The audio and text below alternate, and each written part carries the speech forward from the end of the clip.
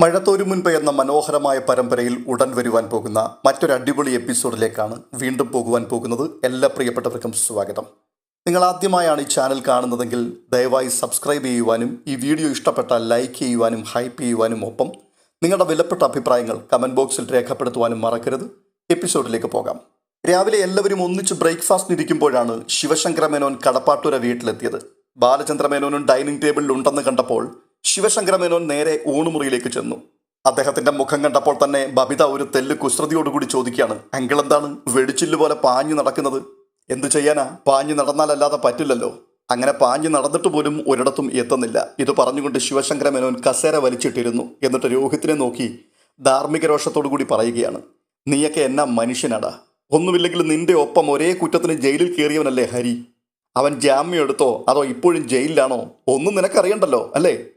നിന്റെ കൂടപ്പുറപ്പിന്റെ സ്ഥാനത്ത് നിന്നവനല്ലേടാ. നീയും കൂടി ചേർന്നാണല്ലോ അവനെ കൊണ്ടുപോയി കുഴിയിൽ ചാടിച്ചത്. എന്നിട്ട് നീ ഇപ്പോൾ വലിയ മാന്യനായി. ആ വാക്കുകൾക്ക് എന്തു മറുപടി പറയണമെന്നറിയാതെ രോഹിത് തല കുമ്പിട്ടിരിക്കുകയാണ്.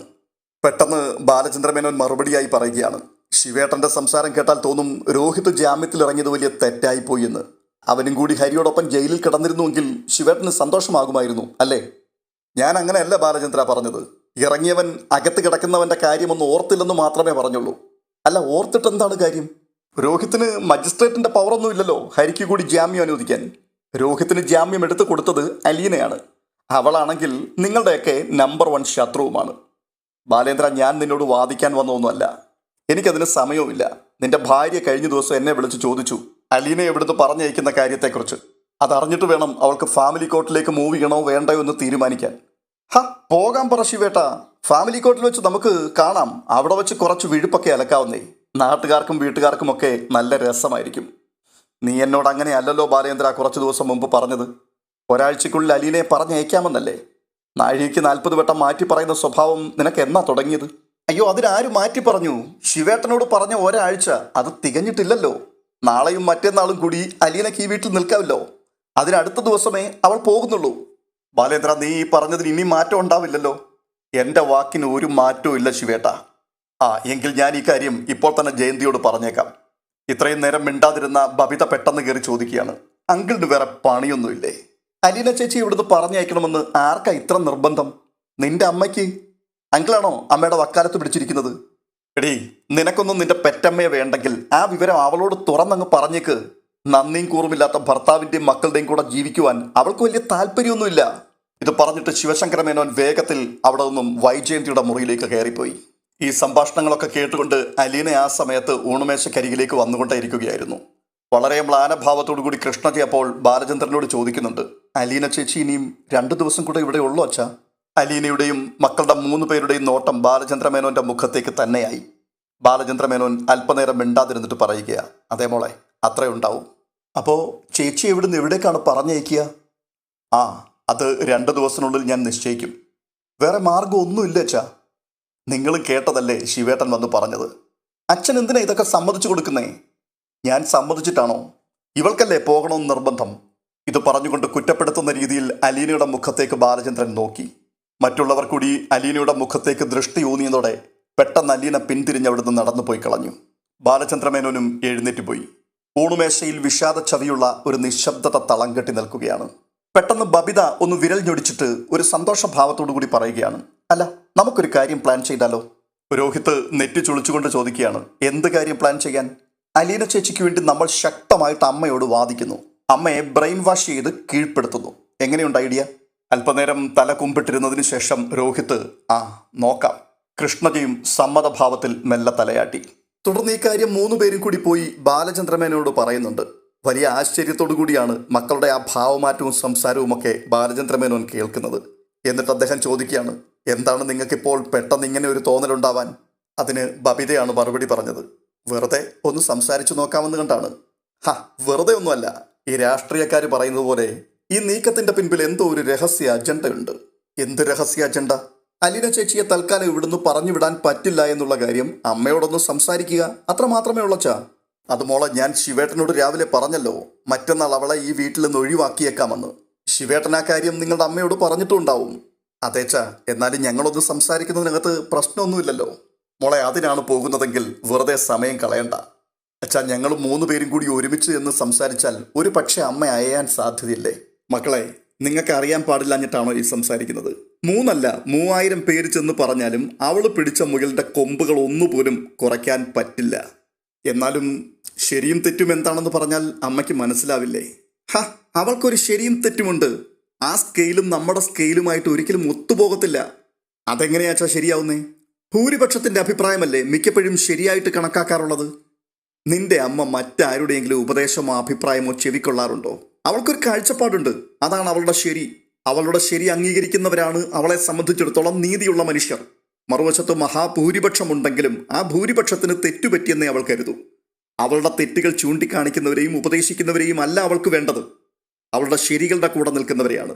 നീതിബോധമാണ് ഒരാളുടെ ബുദ്ധിയുടെ ബാലൻസ്. പക്ഷേ നിങ്ങളുടെ അമ്മയ്ക്കതില്ല. ബാലചന്ദ്രമേനോൻ ഇത്രയും സംസാരിച്ചത് കേട്ടിട്ടും രോഹിത് പറയുകയാണ്, എന്നാലും ഞങ്ങളൊന്ന് പോയി സംസാരിച്ചു നോക്കട്ടെ അച്ഛാ. ആ, അങ്ങനെയാണെന്നുണ്ടെങ്കിൽ ഇനിയിപ്പോൾ ഞാനൊന്നും പറയുന്നില്ല, നിങ്ങളുടെ ഇഷ്ടം. തുടർന്ന് കാണുന്നത് ബാലചന്ദ്രമേനോൻ സിറ്റ് ഔട്ടിലിരിക്കുമ്പോൾ അലീന അവിടേക്ക് ചെല്ലുന്നതാണ്. അപ്പോൾ അലീനയോട് ബബിതയും രോഹിത്തും കൃഷ്ണജയും കൂടി വൈജയന്തിയോട് സംസാരിക്കുവാൻ വേണ്ടി പോകുന്ന കാര്യത്തെക്കുറിച്ച് ബാലേന്ദ്രൻ പറഞ്ഞു. ആ, എനിക്ക് മനസ്സിലായച്ചാ, പക്ഷെ എന്നോട് അവരൊന്നും പറഞ്ഞില്ല. അവരുടെ സംസാരങ്ങളും നീക്കവും ഒക്കെ കണ്ടപ്പോൾ എനിക്കും അങ്ങനെയാണ് തോന്നിയത്. പക്ഷേ ആ സംസാരം കൊണ്ട് എന്തെങ്കിലും ഗുണമുണ്ടാകുമെന്ന് നിനക്ക് തോന്നുന്നുണ്ടോ മോളെ? അലീന ഒന്നും മിണ്ടാതെ മൗനമായി നിന്നു. അല്ല, ഇന്നും നാളെയും 2 ദിവസം കൂടി മാത്രമേ നീ ഈ വീട്ടിലുണ്ടാവൂ. പോകാൻ നീ മാനസികമായി തയ്യാറെടുത്ത് കഴിഞ്ഞോ? അച്ഛാ, സത്യം പറഞ്ഞാൽ എനിക്ക് ഇവിടുന്ന് പോകുന്ന കാര്യം ഓർക്കാൻ കൂടി വയ്യ.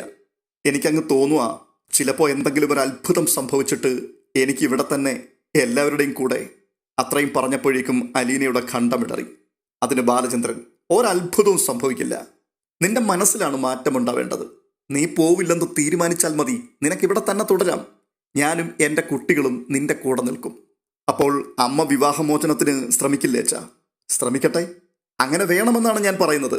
ഫാമിലി കോർട്ടിൽ അവൾ എനിക്കെതിരെ പ്രയോഗിക്കുന്ന പ്രധാനപ്പെട്ട ആയുധം വീട്ടുവേലക്കാരിയുമായി അവിഹിത ബന്ധം എന്നായിരിക്കും. വേറെ ഗ്രൗണ്ട്സ് ഒന്നുമില്ല. അവൾ നിന്നെയും എന്നെയും പ്രതിസ്ഥാനത്ത് നിർത്തിക്കൊണ്ട് കേസ് വാദിക്കട്ടെ. എൻ്റെ ഊഴം വരുമ്പോൾ നിന്നെ വിളിച്ച് കോടതി മുമ്പാകെ നിർത്തിയിട്ട് ഞാൻ പറയും, കുറ്റം ആരോപിക്കപ്പെട്ട ഈ പെൺകുട്ടി ആരാണോ കുറ്റം ആരോപിച്ചത് അതേ വൈജയന്തി പ്രസവിച്ച മകളാണെന്ന്. അത്രയും കേട്ടപ്പോഴേക്കും അലീന ഒരമ്പരപ്പോടുകൂടി, അച്ഛാ, ഒരിക്കലും അരുത്. ഇല്ല മോളെ, ഞാനത് തെളിയിക്കും. എൻ്റെ കൈവശം മതിയാവോളം തെളിവുകളുണ്ട്. വൈജയന്തിയുടെ പ്രേമം, കാമുകന്റെ ഒപ്പം അവൾ ജീവിച്ച സ്ഥലവും കാലവും, അവൾ നിന്നെ പ്രസവിച്ച ഹോസ്പിറ്റൽ, പ്രസവിച്ച ഉടനെ നിന്നെ ഉപേക്ഷിച്ച് കളയുവാൻ ഗൂഢാലോചന നടത്തിയ സൂത്രധാരന്മാരിൽ പലരും, അവരൊക്കെ ഇപ്പോഴും ജീവിച്ചിരിപ്പുണ്ടല്ലോ, അവരെയൊക്കെ ഞാൻ കോടതിയിരുത്തിക്കും. ജയന്തി എനിക്ക് വേണ്ടി കുഴിച്ച കുഴിയിൽ അവൾ തന്നെ വീഴും. അവൾക്ക് വിവാഹമോചനം അനുവദിച്ചില്ലെങ്കിലും കോടതി എനിക്ക് എന്തായാലും മോചനം അനുവദിക്കാതിരിക്കില്ല. അല്ലെങ്കിൽ തന്നെ ഈ ചതിക്കഥകളെല്ലാം കോടതിയുടെ മുൻപിലും ജനങ്ങളുടെ മുമ്പിലും വിളമ്പിയ ശേഷം അവളുടെ ഭർത്താവായിട്ട് തുടരണമെങ്കിൽ ഞാനൊരു നപുംസകമായിരിക്കണ്ടേ? ബാലചന്ദ്രമേനോൻ സ്വയം പരിഹസിക്കുന്ന മട്ടിൽ ഒന്ന് ചിരിച്ചു. എന്നിട്ട് വീണ്ടും പറയുക, അതുകൊണ്ട് തന്നെയാണ് ഞാൻ പറയുന്നത് നീ പോകരുതെന്ന്. അവൾ കോടതിയിൽ പോട്ടെ, എല്ലാ വിഴുപ്പും നമുക്ക് അവിടെ ഇട്ട് അലക്കാം. പ്രശ്നങ്ങൾക്ക് പരിഹാരമുണ്ടാകും. നീ സ്വന്തം മകളാണെന്ന് ജയന്തിയും സ്വന്തം ചേച്ചിയാണെന്ന് എൻ്റെ മക്കളും തിരിച്ചറിയും. നിനക്ക് നിന്റെ അമ്മയെയും സഹോദരങ്ങളെയും തിരിച്ചു കിട്ടും. ഒരു കണക്കിൽ അതുതന്നെയാണ് നല്ലത്. ബാലചന്ദ്രമേനോന്റെ ഈ സംസാരങ്ങൾക്ക് മറുപടിയായി നിറകണ്ണുകളോടുകൂടി അലീന പറയുകയാണ്, വേണ്ടച്ചാ, ഒന്നും വേണ്ട, ആരും ഒന്നും അറിയണ്ട. ഞാൻ നിശബ്ദമായി പടിയിറങ്ങിപ്പോയിക്കൊള്ളാം. എങ്ങോട്ട് വേണമെങ്കിലും പോവാം. എനിക്ക് ഒരു സങ്കടവുമില്ല. ഇത്രയും പറഞ്ഞിട്ട് കണ്ണുനീരോടുകൂടി പിന്തിരിഞ്ഞ് അവൾ അകത്തേക്ക് പോയി. ബാലചന്ദ്രമേനോൻ ചിന്താധീനനായി സിറ്റ് ഔട്ടിലൂടെ അങ്ങോട്ടും ഇങ്ങോട്ടും നടക്കുകയാണ്. അടുത്തതായി കാണുന്നത് ബബിതയും രോഹിത്തും കൃഷ്ണജയും കൂടി വൈജയന്തിയുടെ ഡോറിന്റെ മുൻപിൽ മുട്ടിക്കൊണ്ട് നിൽക്കുന്നതാണ്. ഡോറിൽ മുട്ടുന്ന ശബ്ദം കേട്ടുകൊണ്ട് വൈജയന്തി കതവ് തുറന്നു. മക്കൾ 3 പേരും കൂടി ഒരുമിച്ച് മുൻപിൽ നിൽക്കുന്നത് കണ്ടുകൊണ്ട് ഒരു നിമിഷം അത്ഭുതത്തോടുകൂടി അവരുടെ മുഖത്തേക്ക് മാറി മാറി ഒന്ന് നോക്കി. എന്താ പതിവില്ലാതെ 3 പേരും കൂടി ഒരുമിച്ച്? അവൾ എന്തെങ്കിലും പറഞ്ഞേൽപ്പിച്ചു വിട്ടതാണോ? അപ്പോൾ ബബിത, ആര്? അതിനൊരു പരിഹാസ ചിരിയോടുകൂടി വൈജയന്തിയുടെ മറുപടി, ആരാണെന്നോ? അളീന, അറിയില്ലേ? ഇത് കേട്ടുകൊണ്ട് രോഹിത് ശാന്തമായി വൈജയന്തിയോട് പറയുകയാണ്, അമ്മ എന്തിനാണ് ഇത്രയും ദേഷ്യപ്പെടുന്നത്? അമ്മ അവിടേക്ക് ഇരിക്ക്. ഞങ്ങൾ അമ്മയോട് ചില കാര്യങ്ങൾ സംസാരിക്കാൻ വേണ്ടിയാണ് ഇവിടേക്ക് വന്നത്. എന്നോട് സംസാരിക്കാനോ? ഞാൻ ആശുപത്രിയിൽ നിന്ന് ഈ വീട്ടിലെത്തിയിട്ട് ദിവസങ്ങൾ ഇത്രയും കഴിഞ്ഞു. ഇത്രയും ദിവസമായിട്ട് നിങ്ങൾക്ക് ഒരുമിച്ച് വന്നിട്ട് എന്നോടൊന്ന് സംസാരിക്കണമെന്നും കാണണമെന്നൊന്നും തോന്നിയില്ലല്ലോ. ഇപ്പോഴെന്താണ് പെട്ടെന്നൊന്ന് സംസാരിക്കണമെന്ന് 3 പേർ കൂടി തോന്നാനും ഒരുമിച്ച് ഇങ്ങോട്ട് കയറി വരുവാനും ഒരു പൂതിയുണ്ടായത്? അപ്പം ഞാൻ പറഞ്ഞത് തന്നെയാണ് കാര്യം. അമ്മേ, ഞങ്ങൾ ഈ മുറിക്കകത്തേക്ക് കൂടെ കയറി വരാതിരിക്കുന്നതിൻ്റെ കാരണം എന്താണെന്ന് അമ്മയ്ക്ക് അറിയില്ലേ? എപ്പോൾ ഞങ്ങൾ അമ്മയുടെ ക്ഷേമം അന്വേഷിക്കുവാൻ ഇവിടേക്ക് കയറി വന്നാലും അപ്പോഴെല്ലാം അമ്മയുടെ പ്രതികരണം ഈ രീതിയിലാണ്. മുനവെച്ചുള്ള സംസാരങ്ങൾ, ദേഷ്യം, പൊട്ടിത്തെറി, ഇത് മാത്രം. പിന്നെ എങ്ങനെയാ ഇങ്ങോട്ട് കയറി വരാൻ തോന്നുക? വൈജയന്തി രോഹിത്തിന്റെ മുഖത്തേക്ക് സൂക്ഷിച്ചൊന്ന് നോക്കി, എന്നിട്ട് പറയുകയാണ്, അതെ, നീ കൂടുതൽ ന്യായീകരിക്കാനൊന്നും നോക്കണ്ട. ഒരു മാന്യൻ വന്നേക്കുന്നു. മാനക്കേട് കൊണ്ട് മനുഷ്യന്റെ മുഖത്ത് നോക്കാൻ മേലായിരുന്നല്ലോ എനിക്ക്. ഞാൻ ഹോസ്പിറ്റലിലായിരുന്നിട്ട് പോലും മനുഷ്യരെ ഫേസ് ചെയ്യുവാൻ എനിക്ക് കഴിഞ്ഞിട്ടില്ല. ഇപ്പോഴും റോഡിലോട്ട് ഇറങ്ങിയാൽ പീഡന കേസിലെ പ്രതിയുടെ അമ്മ ദേ പോകുന്നു എന്ന് പറഞ്ഞ് ആൾക്കാരെന്നെ കൈ ചൂണ്ടി കളിയാക്കും. നാണം കെട്ടവനെ. ഇതുപോലൊരുത്തൻ എൻ്റെ വയറ്റിൽ ജനിച്ചു പോയല്ലോ എന്ന് ഓർത്തിട്ട് കരയാത്തൊരു ദിവസമില്ലായിരുന്നു എൻ്റെ മുൻപിൽ. രോഹിത്തിന്റെ തല താണു, മുഖം വാടി. അവന്റെ മുഖത്തേക്ക് ബബിത ഒന്ന് നോക്കി. എന്നിട്ട് അമർഷത്തോടെ വൈജയന്തിയോട് ചോദിക്കുകയാണ്, അല്ല, അമ്മയുടെ വയറ്റിൽ ജനിച്ചതുകൊണ്ടാണോ രോഹിയേട്ടൻ ഇങ്ങനെ ഒരു അബദ്ധത്തിൽ പോയി ചാടിയത്? അമ്മ കാരണമാണോടി ഈ തെമ്മാടി പീഡന കേസിൽ പ്രതിയായത്? അതെ, അമ്മ കാരണം തന്നെയാണ്. അമ്മ തന്നിഷ്ടത്തിന് വീട്ടിൽ നിന്ന് ഇറങ്ങിപ്പോയി. രോഹിയേട്ടനെ തടയാനോ ഉപദേശിക്കാനോ ആരും ഉണ്ടായിരുന്നില്ല. ഓ, അത് ശരി. അമ്മ കൂടെ ഇല്ലെങ്കിൽ വീട്ടിലിരിക്കുന്ന ആൺകുട്ടികളെല്ലാം ഇങ്ങനെ പിഴച്ചു പോകുമോ? അങ്ങനെയാണെങ്കിൽ എല്ലാ വീട്ടിലും ഇതൊക്കെ തന്നെ സംഭവിക്കണമല്ലോ. അങ്ങനെയൊക്കെയാണോ ചുറ്റുവട്ടങ്ങളിലുള്ള എല്ലാ വീടുകളിലും? എന്നിട്ട് ഒരു നാണവും ഇല്ലാതെ എൻ്റെ മുമ്പിൽ വന്ന് ഞെളിഞ്ഞു നിൽക്കുന്നു. ഓ, അതാണോ ഇപ്പോൾ വലിയ തെറ്റായി പോയത്? വേറൊരുത്തനുണ്ടായിരുന്നല്ലോ കൂട്ട്, ഹരിയേട്ടൻ. ദാ ഇപ്പോഴും ജയിലിൽ കിടക്കുന്നു. അത് അമ്മയ്ക്ക് വലിയ അഭിമാനമായിരിക്കും അല്ലയോ? അമ്മ ഒരു കാര്യം ഓർത്തു. അലീന ചേച്ചി ഉണ്ടായിരുന്നത് കൊണ്ട് മാത്രമാണ് രോഹിയേട്ടൻ ഇപ്പോൾ അമ്മയുടെ മുൻപിൽ വന്ന് ഇങ്ങനെ നിൽക്കുന്നത്. അലീന ചേച്ചിയോ? എന്നു മുതലടി നിനക്ക് അവൾ ചേച്ചിയായത്? എന്നോട് ചേച്ചിക്ക് ഒരു അനിയത്തിയെ പോലെയുള്ള സ്നേഹമുണ്ടെന്ന് എപ്പോഴാണോ മനസ്സിലായത് അന്നു മുതൽ. എൻ്റെ ജീവിതവും രോഹിയേട്ടൻ്റെ പോലെ വഴിപിഴച്ചു പോയനെ. അലീന ചേച്ചി ഉള്ളത് കൊണ്ട് മാത്രമാണ് ഞാൻ രക്ഷപ്പെട്ടത്. വൈജയന്തി അത് കേട്ടുകൊണ്ടൊരു പുച്ഛഭാവത്തിൽ ചുണ്ടുകൂട്ടിക്കൊണ്ട് പറയുകയാണ്, അപ്പോൾ അച്ഛനെ മാത്രമല്ല എൻ്റെ മക്കളെയും കൂടി അവൾ മയക്കിയെടുത്തു കഴിഞ്ഞു. അതെ, സംശയം എന്താ? ഞങ്ങൾ 3 പേരും അലീന ചേച്ചിയുടെ സ്നേഹത്തിൽ മയങ്ങിപ്പോയവർ തന്നെയാണ്. ഞങ്ങൾക്കതിൽ സന്തോഷമേ ഉള്ളൂ. കാരണം ഈ രോഹിയേട്ടനെ രക്ഷിക്കാൻ വേണ്ടി അലീന ചേച്ചി എന്തുമാത്രം സഹിക്കുകയും ക്ഷമിക്കുകയും കഷ്ടപ്പെടുകയും ചെയ്തുവെന്ന് എനിക്കറിയാം. എല്ലാവരാലും വെറുക്കപ്പെട്ടും മനസ്സ് തകർന്ന രോഹിയേട്ടൻ ജയിലിൽ നിന്ന് വീട്ടിലെത്തിയത്. ഇപ്പോൾ രോഹിയേട്ടന് ആരുടെ മുമ്പിലും തല ഉയർത്തിപ്പിടിച്ചു നിൽക്കാം. കോളേജിൽ പോലും രോഹിയേട്ടനെ തിരിച്ചെടുത്തു. ഇത്രയും ദിവസത്തിനിടയിൽ അമ്മ മാത്രമേ രോഹിയേട്ടനെ കുറ്റപ്പെടുത്തി സംസാരിച്ചിട്ടുള്ളൂ. മറ്റുള്ളവർ കുറ്റപ്പെടുത്തുമ്പോൾ സ്വന്തം മകന് താങ്ങായിട്ട് നിൽക്കേണ്ടവളാണ് അമ്മ, അല്ലേ? അതിനു പകരം എല്ലാവരും മറന്നിട്ടും അമ്മ അത് മനസ്സിൽ കത്തിച്ചുകൊണ്ടിരിക്കുക. വൈജയന്തിയുടെ നേർക്ക് മൂർച്ചയോടെ ഒരു നോട്ടം നോക്കിയതിനു ശേഷം ബബിത ഒരു നിമിഷം ഒന്ന് നിർത്തി. എന്നിട്ട് വീണ്ടും പറയുകയാണ്, അമ്മയ്ക്ക് അറിയാലോ അലീന ചേച്ചിയോട് എനിക്ക് എന്തുമാത്രം വെറുപ്പും ദേഷ്യവും ഉണ്ടായിരുന്നെന്ന്. അലീന ചേച്ചിക്കും വേണമെങ്കിൽ എന്നെ വെറുക്കാമായിരുന്നു. പക്ഷേ ചേച്ചി ഞാൻ ചെയ്തതൊക്കെ എന്നോട് ക്ഷമിച്ചു. എന്നെ വെറുക്കുന്നതിന് പകരം സ്നേഹിച്ചു. എനിക്ക് ദേഷ്യവും വിഷമവും സങ്കടവും ഉണ്ടായപ്പോഴൊക്കെ എൻ്റെ കൂടെ നിന്നു. എനിക്കിപ്പോൾ അറിയാം അലീന ചേച്ചി ഒരു തെറ്റും ചെയ്തിട്ടില്ലെന്ന്.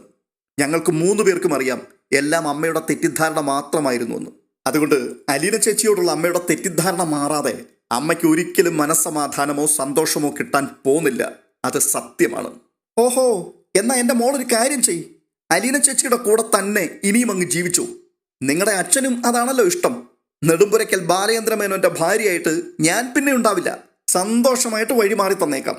ഇപ്പം അലീന ചേച്ചി എന്നാണല്ലോ നിങ്ങൾ വിളിക്കുന്നത്. അതങ്ങോട്ട് മാറ്റിയിട്ട് അലീന ചിറ്റമ്മയെന്ന് വിളിക്കാനുള്ള ഒരു ഏർപ്പാട് ചെയ്തു തരണമെന്ന് അച്ഛനോടൊന്ന് പറഞ്ഞേക്കണം. ബബിത വിടാനുള്ള ഭാവത്തിലല്ല. അമ്മ എന്തുകൊണ്ടാണ് ഇങ്ങനെ തലതിരിഞ്ഞ് ചിന്തിക്കുന്നത്? അമ്മയ്ക്ക് എന്തുകൊണ്ടാണ് എത്ര പറഞ്ഞിട്ട് സത്യം മനസ്സിലാകാത്തത്? സത്യം മനസ്സിലാകാത്തത് നിങ്ങൾക്കാ, എനിക്കല്ല. അവള് കൈവിഷം തന്നിട്ടുണ്ട് നിങ്ങൾക്കൊക്കെ. അതുകൊണ്ടാണ് നിങ്ങളിപ്പോൾ ഇങ്ങനെ സംസാരിക്കാൻ വന്നിരിക്കുന്നത്. അമ്മ, ഞങ്ങളിപ്പോൾ അമ്മയുടെ കാല് പിടിക്കാനൊന്നും വന്നതല്ല. അലീന ചേച്ചിയെ ഈ വീട്ടിൽ നിന്ന് പറഞ്ഞയക്കാതെ നമുക്ക് ഒരുമിച്ച് സന്തോഷത്തോടു കൂടി ഈ വീട്ടിൽ ജീവിക്കാൻ പറ്റുമോ എന്ന് ചോദിക്കാൻ വേണ്ടിയാണ്. പറ്റില്ല. എനിക്ക് അത്രയും സന്തോഷം വേണ്ട. അവൾ എൻ്റെ വീട്ടിൽ വന്ന് കയറിയത് എന്നാണോ അന്നു മുതൽ തുടങ്ങിയതാണ് ആ വീട്ടിലെ പ്രശ്നങ്ങൾ. കുടുംബത്തിന്റെ സമാധാനം നഷ്ടപ്പെട്ടു. ബാലേട്ടൻ എന്നോടുള്ള സ്നേഹം പോലും ഇല്ലാതെയായി. വീട്ടിലെ ഐശ്വര്യവും സന്തോഷവും പോയി. നല്ല ആരോഗ്യവാനായിരുന്ന ബാലേട്ടന് ഹാർട്ട് അറ്റാക്ക് ഉണ്ടായി. ഞാൻ കാർ ആക്സിഡന്റിൽപ്പെട്ട് ഗുരുതരാവസ്ഥയിൽ മരണത്തോട് മല്ലടിച്ചു. ഹോസ്പിറ്റലിൽ കിടക്കേണ്ടി വന്നു. രോഹിത് പീഡന കേസിൽ കുടുങ്ങി. തേച്ചാലും മായ്ച്ചാലും പോകാത്ത മാനക്കേടുണ്ടാക്കി വെച്ചു. ഇതെല്ലാം അവൾ ഒരുത്തി നമ്മുടെ വീട്ടിൽ വന്നു കയറിയതിനു ശേഷമുണ്ടായ ദുരന്തങ്ങളാണ്. എനിക്കതിൽ യാതൊരു സംശയവുമില്ല. അപ്പോൾ വൈജയന്തിയെ തിരുത്തിക്കൊണ്ട് ബബിത വീണ്ടും പറയുകയാണ്, അമ്മ ഈ പറഞ്ഞതെല്ലാം അമ്മയുടെ ഓരോരോ പ്രവൃത്തിയുടെ ഫലമാണെന്ന് തന്നെയാണ് ഞങ്ങൾ വിശ്വസിക്കുന്നത്. സമ്മതിച്ചു. നിങ്ങൾക്ക് ഇഷ്ടമുള്ളത് തിരഞ്ഞെടുക്കാം. എന്നെ വേണമെങ്കിൽ എന്നെ, അതല്ല അവളെ മതിയെങ്കിൽ അവളെ. എന്തായാലും 2 പേരും കൂടി ഒരുമിച്ചിനി ഈ വീട്ടിൽ വേണ്ട. ഉടനെ അതിന് രോഹിത് മറുപടിയായി പറയുകയാണ്, അങ്ങനെ അമ്മയുടെ ഇഷ്ടം മാത്രം നോക്കിയാൽ മതിയോ? അച്ഛൻ്റെ ഇഷ്ടം നോക്കണ്ടേ? ഞങ്ങളുടെ ഓരോരുത്തരുടെയും ഇഷ്ടം നോക്കണ്ടേ? ഒരു വീടാകുമ്പോൾ പരസ്പരം ഇഷ്ടാനിഷ്ടങ്ങളൊക്കെ നോക്കണം. അതല്ലേ മര്യാദ? ഒന്ന് പോടാ അവിടുന്ന്. മറ്റുള്ളവരുടെ ഇഷ്ടത്തിനൊപ്പിച്ച് ജീവിക്കാൻ വൈജയന്തിയെ കിട്ടില്ല.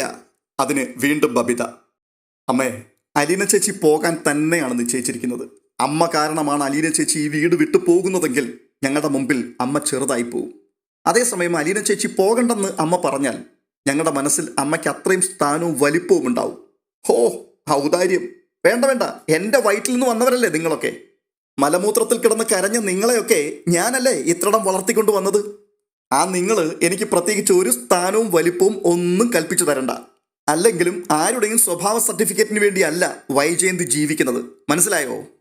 ബബിത വളരെ നിരാശയോടെ രോഹിത്തിന്റെ മുഖത്തേക്കൊന്ന് നോക്കി. തങ്ങളുടെ ദൗത്യം പരാജയപ്പെട്ടുവെന്ന് 3 പേർക്കും ബോധ്യപ്പെട്ടു. നിരാശയോടുകൂടി തന്നെ 3 പേരും ആ മുറിയിൽ നിന്നും പുറത്തേക്കിറങ്ങി കഥകടച്ചു. വരുന്ന ഓരോ എപ്പിസോഡുകളിലും ഈ പരമ്പരയിൽ നാം കാണുവാൻ പോകുന്നത് ഉദ്വേഗജനകമായ നിമിഷങ്ങളാണ്. വരുവാൻ പോകുന്ന എപ്പിസോഡുകൾ മുന്നമേ കൂട്ടി കാണുവാൻ അറിയുവാൻ വേണ്ടി ഇതുവരെയും ഈ ചാനൽ സബ്സ്ക്രൈബ് ചെയ്തിട്ടില്ലാത്തവർ ദയവായി ഒന്ന് സബ്സ്ക്രൈബ് ചെയ്യുവാനും ഈ വീഡിയോ ഇഷ്ടപ്പെട്ടുവെങ്കിൽ ഒന്ന് ലൈക്ക് ചെയ്യുവാനും ഹൈപ്പ് ചെയ്യുവാനും നിങ്ങളുടെ അഭിപ്രായങ്ങൾ കമൻറ്റുകളായി രേഖപ്പെടുത്തുവാനും ഓർപ്പിക്കുന്നു. അടുത്ത വീഡിയോയിൽ വീണ്ടും കാണാം. അതുവരേക്കും ബൈ.